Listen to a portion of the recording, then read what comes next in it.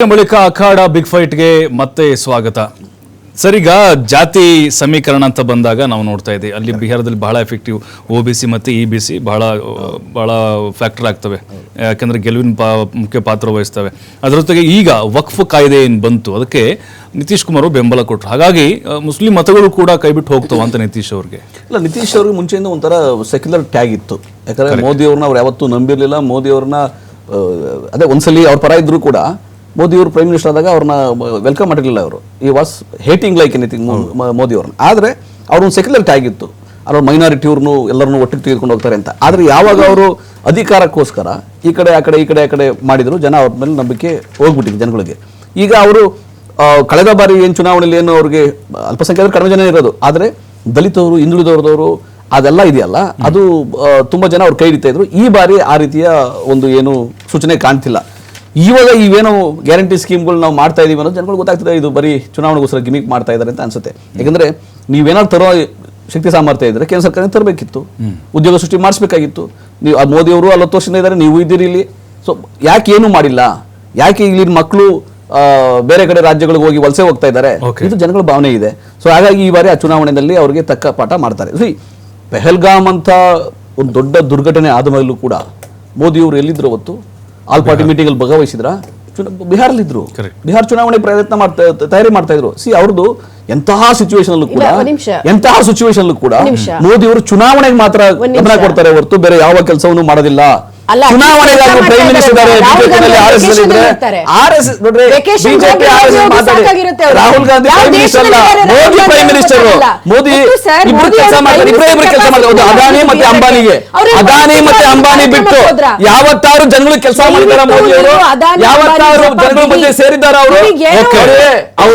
BJP ಇದೆಯಲ್ಲ, ಅವ್ರ agenda ಇಷ್ಟೇನೆ, ಅವ್ರದ್ದು ಕೋಮುವಾದ. ತೆಲಂಗಾಣ ಸರ್ಕಾರ ಅದಾನಿ ಮತ್ತೆ ಅಂಬಾನಿ ಜೀತ ಮಾಡೋದ್ ಬಿಟ್ಬಿಟ್ಟು ಬೇರೆ ಯಾವ ಕೆಲಸ ಮಾಡಲ್ಲ. 4 ಜನ ಇಬ್ರು ಬಿಹಾರ್, ಇಬ್ರು ಗುಜರಾತಿಗಳು ದೇಶ ಮಾಡ್ತಿದ್ದಾರೆ, ಗುಜರಾತಿಗಳು ದೇಶ ಕೊಂಡ್ಕೊಂಡಿದ್ದಾರೆ ಅಂತ ಪರಿಸ್ಥಿತಿ ಆಗಿದೆ. ಈ ತರ ಪರಿಸ್ಥಿತಿ ಬಂದಿದೆ. ಹಣವನ್ನ ಕೊಟ್ಟು ಏನು ಕೋವಿಡ್ ಟೈಮಲ್ಲೂ ಕೂಡ ಯಾರಾದ್ರೂ ಒಂದು ಜನಗಳು ಯಾವ್ದಾದ್ರು ಒಂದು ಯೋಜನೆ ಯಾವ್ದಾದ್ರು ರಾಜ್ಯಕ್ಕೆ ಯಾವ್ದಾದ್ರು ಆಗಿದೆ,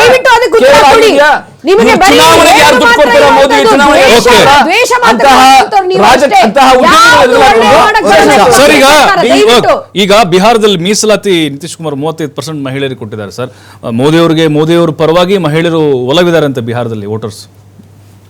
ಸರ್, ಏನೇ ಒಲವಿದ್ರೂ ಈ ಗ್ಯಾರಂಟಿಗಳ ಸ್ಕೀಮು ಬರೀ ಓಟ್ಗೋಸ್ಕರ, ಜನರಿಗೆ ಒಳ್ಳೇದು ಮಾಡಲ್ಲ.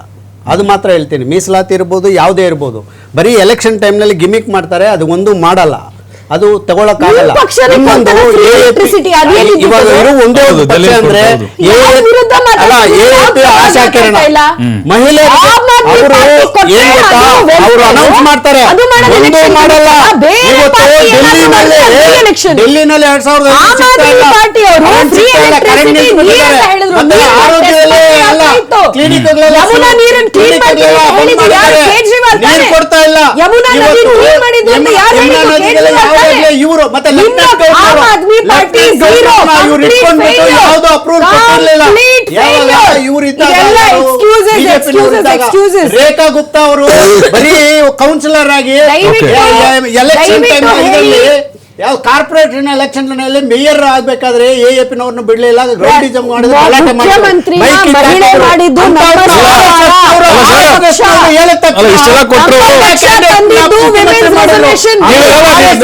ಬಿಜೆಪಿ ನೇತಾಡ್ತಾ ಇದೆ. ರೇಖಾ ಗುಪ್ತಾ ಬಿಟ್ಟು ಬೇರೆ ಯಾರು MLA ಗೆಲ್ಲೇಬೇಕು. ಯಾಕೆ ಗೊತ್ತಾ? ಅವರು ಮಾಡ್ತಾ ಇರಲಿಲ್ಲ. ಲೆಫ್ಟಿನೆಂಟ್ ಪೊಲೀಸ್ ಅವ್ರ ಕಡೆ, ಮತ್ತೆ ಲೆಫ್ಟಿನೆಂಟ್ ಅವ್ರ ಅಪ್ರೂವಲ್ ಅವ್ರ ಕಡೆ, ಮತ್ತೆ ಪ್ರತಿಯೊಂದು ಏನ್ ಗೊತ್ತಾ ಖಾತೆಗಳು ಆಗ್ತಾ ಇಲ್ಲ ಅಂತ ಅಂದ್ಬಿಟ್ಟು ಇಲ್ಲಿ ಇವ್ರ ಕೈ ಕೊಟ್ಟರು ಜೈಲಿಗೆ ಹಾಕ್ತಾರೆ. ಪಾಪ ಇವ್ರು ಬೇಡ ಅಂತ ಅಂದ್ಬಿಟ್ಟು ಇವ್ರು ಸುಳ್ಳುಗಳೇಳ್ತಾರೆ. ಅನುಬಲ ಏನೋ ಇದ್ರ ಇಟ್ಕೊಂಡು ಇವ್ರನ್ನ ಮಾಡಕ್ ಬಿಡಲ್ಲ ಅಂತ ಅಂದ್ಬಿಟ್ಟು ಒಂದು ಅವಕಾಶ ಅವ್ರಿಗೂ ಕೊಟ್ಟು ನೋಡೋಣ ಅಂತ ಇದ್ರೆ ಇವತ್ತು 15 ವರ್ಷ ಆಗಿರುವ ಕಾರಿಗೆ ಡೀಸೆಲ್ ಹಾಕ್ಬಿಡಿ, ಪೆಟ್ರೋಲ್ ಹಾಕ್ಬಿಡಿ ಅಂದ್ರು. ಕಾರುಗಳು ಇವತ್ತು ಮತ್ತೆ ವಾಪಸ್ ತಗೊಂಡಿದ್ದಾರೆ.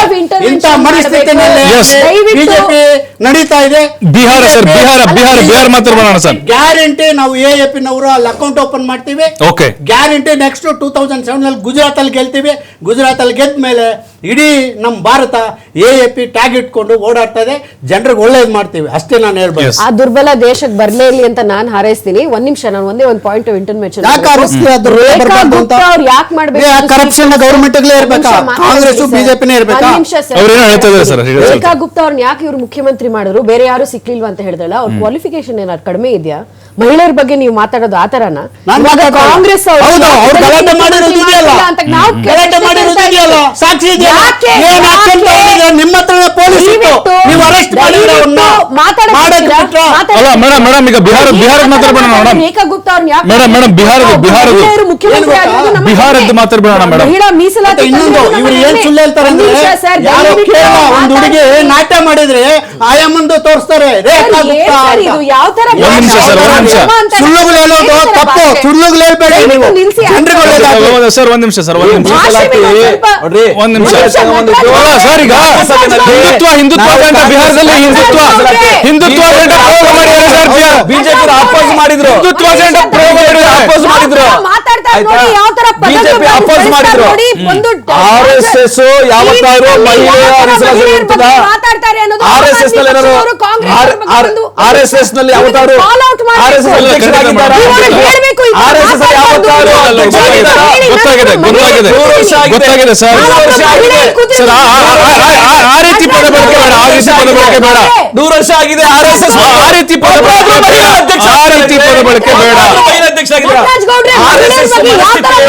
ಮಹಿಳಾ ವಿರೋಧಿ. ಖಂಡಿತ ಒಂದ್ ನಿಮಿಷ ತಾಳಿ. RSS ಜಪ ನಿಮ್ಮನೆ ಸರಿ ಮಾಡ್ಕೊಳ್ಳಿ.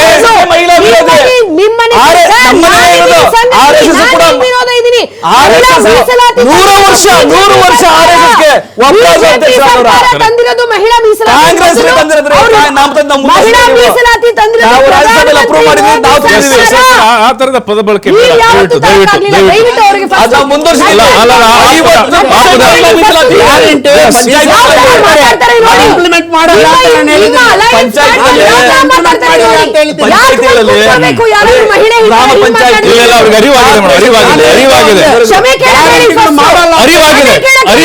ಅರಿವಾಗಿದೆ. ಆ ತರದ ಪದ ಬಳಕೆ ಅವಮ್ಮ ಅಂತ ಅಷ್ಟೇ ಅಂತ ಹೇಳಿದ್ರು. ಹಳ್ಳಿ ಭಾಷೆ ತಪ್ಪೇನಾಗಲ್ಲ, ಆದ್ರೆ ಹಂಗೆಲ್ಲ ಅನ್ಬಾರ್ದು. ಅದು ಹಳ್ಳಿ ಭಾಷೆ, ಅದು ಅನ್ಬಾರ್ದು. ಹಳ್ಳಿ ಭಾಷೆ RSS ಇದೆಯಲ್ಲ, 100 ವರ್ಷಗಳಾಗಿದೆ RSS. ಒಬ್ಬರಾದ್ರೂ ಮಹಿಳಾ ಅಧ್ಯಕ್ಷರಾಗಿದ್ದಾರೆ RSS. ಮಹಿಳಾ ವಿರೋಧಿಗಳು, ಮಹಿಳಾ ಸಬಲೀಕರಣ ಅಂದ್ರೆ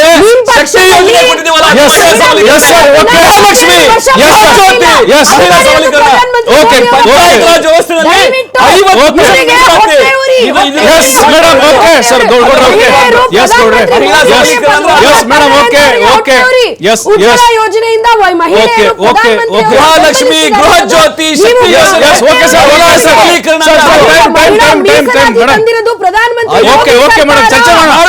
ಚರ್ಚೆ ಮಾಡೋಣ. ನಿಮ್ಮ ಸೋನಿಯಾ ಗಾಂಧಿ ಖಂಡಿತ ಆ ಬಗ್ಗೆ ಚರ್ಚೆ ಮಾಡೋಣ.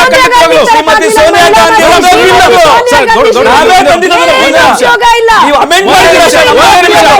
ಕಾಂಗ್ರೆಸ್ ಪಕ್ಷದಲ್ಲಿ ಮೇಡಮ್ ಟೈಮ್ ಆಗಿದೆ. ದಯವಿಟ್ಟು ಸಹಕರಿಸಿ. Thank you madam. Thank you. ಚರ್ಚೆ ಮಾಡೋಣ. Thank you.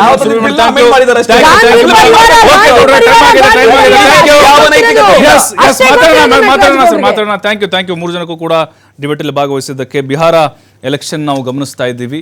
ಓವರ್ ಆಲ್ ಕರ್ನಾಟಕದಲ್ಲಿ ಗ್ಯಾರಂಟಿಗಳನ್ನ ಜಾರಿ ಮಾಡಿದ್ದಾರೆ, ಅದರ ಬಗ್ಗೆ ಇಲ್ಲ, ನಾವು ಅದನ್ನು ಫಾಲೋ ಮಾಡ್ತಿಲ್ಲ, ಅವರೇ ಬೇರೆದನ್ನು ಫಾಲೋ ಮಾಡ್ತಿದ್ದಾರೆ. ಈ ರೀತಿಯಾದಂತಹ ಒಂದು ಚರ್ಚೆ ಕೂಡ ನಡೀತಾ ಇದೆ. ಫೈನಲಿ ಬಿಹಾರದ ಒಂದು ಹಾರ ಯಾರು ಹಾಕೊಳ್ತಾರೆ ಕೊರಳಿಗೆ ಅನ್ನೋದು ಕೂಡ ಬಹಳ ಕುತೂಹಲಕ್ಕೆ ಕಾರಣ ಆಗ್ತಾ ಇದೆ. ಅಂದ್ರೆ ಅಲ್ಲಿ ಅಭಿವೃದ್ಧಿ ವಿಚಾರಗಳಿಗೆ ಏನಾದರೂ ಮತದಾರ ಮಣೆ ಹಾಕ್ತಾರಾ, ಅಥವಾ ಜಾತಿವಾರು ಲೆಕ್ಕಾಚಾರದಲ್ಲಿ ಏನಾದರೂ ಅಲ್ಲಿ ಗೆಲುವಿನ ನಗೆ ಬೀರ್ತಾರ ಅನ್ನೋದನ್ನ ಕಾದ್ ನೋಡ್ಬೇಕು.